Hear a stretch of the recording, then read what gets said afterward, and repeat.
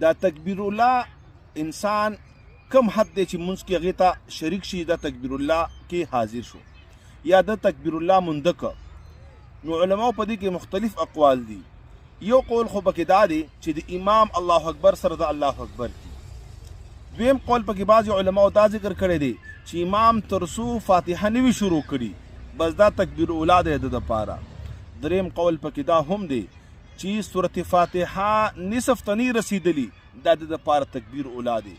او یو قول پکې بعضې فقهاو دا هم کړی دی چې لومبنی رکعت ټول تکبیر اولا دی چې کله امام رکوع ته لاړه او یو مقتدی راغی او امام سره شریک شو نو مدرک د رکوع خو مدرک د رکعت دی لیکن مدرک د تکبیر الله نه دی.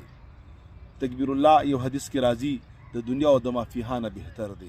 د دې عبادتونو د دې ثوابونو او اجرونو نه موږ ته پته نه لګیږي او په قدر نه پوهیږو. سورة عبس کې الله تعالی فرمایي یوم یفر المرء من اخیه و امه و ابیه و صاحبته و بنیه.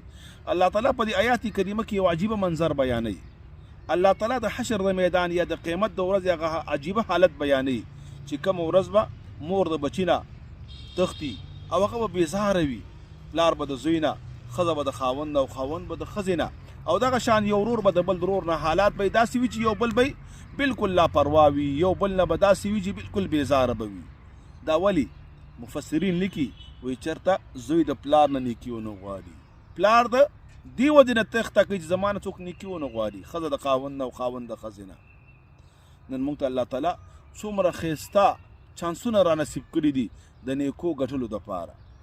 او بیا که چېرته د دنیا ختمه شوله نو هغه آیات کریمه هم دی ملء الارض ذهبا، که دا ټوله ځمکه ته د سرو زرو نه ډکه کړي په دې باندې مجرم د جرم نه خلاصېږي. یوه نیکي به د انسان نه زیاتېږي، یوه ګناه انسان ته پې نه معاف کېږي.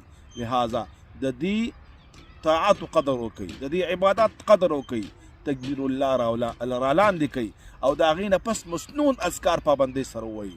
وصلی الله تعالی علی خیر خلقه محمد وعلى آله وسلم.